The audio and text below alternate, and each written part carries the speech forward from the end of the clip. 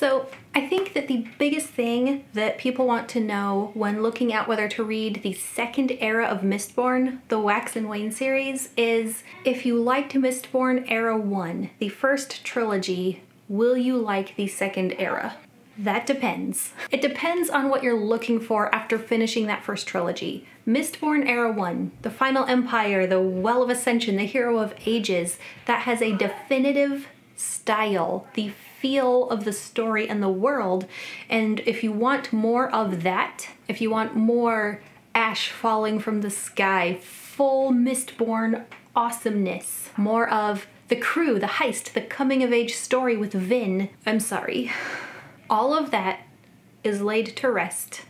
It's in the past, very literally. In fact, it's ancient history. Mistborn Era 2 is about 300 years in the future, and the world is not the same. It's a much more modern world with modern technology like trains, electricity. It kind of has that Western feel. There's guns, and the characters from Era 1 are the legends and sometimes the religious figures. And there's a new god of Scadrial, Harmony. If all of that isn't really what matters to you, and what you really love is the Sanderson style of storytelling, the way he does characterization, world building, magic, the twists, the action, yes, you will get all of that. Going from Mistborn Era 1 into Mistborn Era 2 does not feel the same. It does not feel like a continuation of the same story. It does not feel like you're in the same setting. My advice is, if you have just finished the first trilogy of Mistborn, give it a little time. Give the awesomeness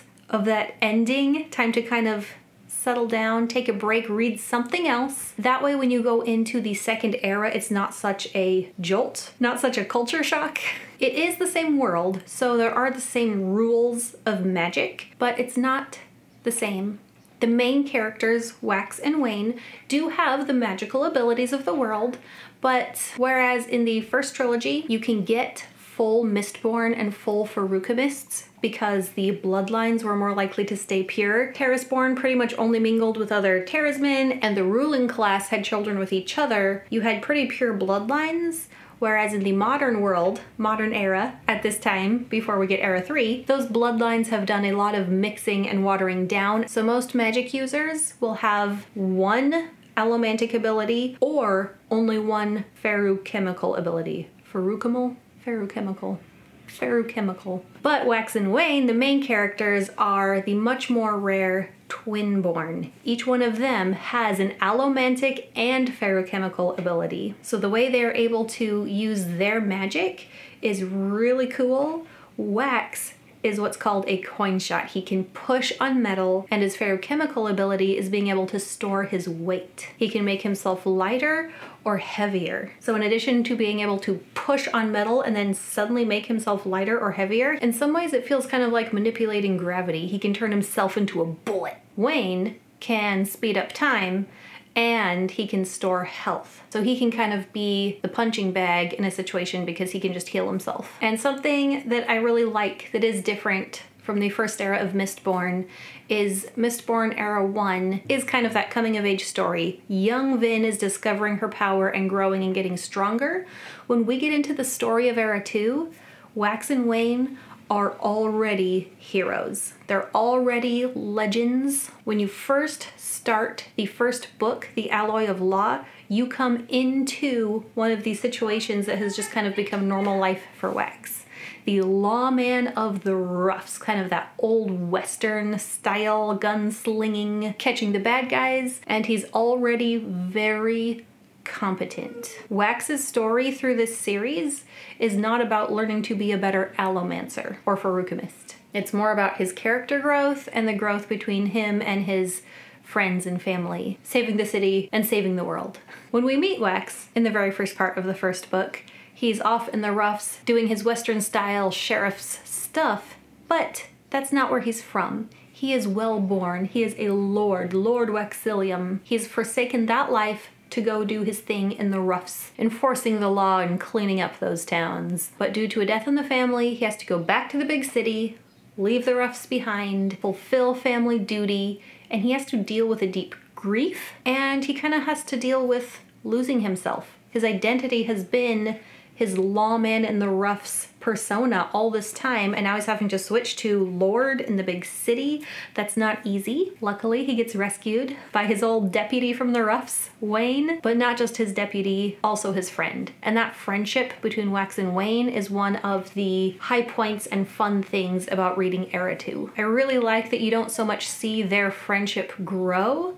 When it starts, they are already best friends who depend on each other. They know each other really well, and so they know they can rely on each other as they go forward into dealing with the situations that arise. The plot starts pretty small scale. The lawman from the roughs has to come to the big city and solve crimes and catch bad guys there instead. Meanwhile, dealing with his own internal things and relationships and all that. Over the course of the series, and all 4 books, the scope of the story grows. That's kind of a theme among Sanderson's series. If you've read more of the Cosmere, you've probably noticed. And so the scale and the scope of what they have to deal with grows. And by the 4th book, it's really helpful to have read a little more widely in the Cosmere. If you were introduced to Brandon Sanderson's works by reading Mistborn and you want to jump right into Era 2, you will enjoy them. They're good, fun books. But there will be things in the 4th book that seem weird and out of place in this world if you haven't read other Cosmere works. There is the Mistborn Secret History, which is helpful to read before The Lost Metal. If you've read the Stormlight Archive, Tress of the Emerald Sea, Elantris, then little details will kind of make sense. If you haven't read those, it's okay. Just know that the things that seem out of place do have a place, it's just not on Scadrial. Each book is pretty fast-paced.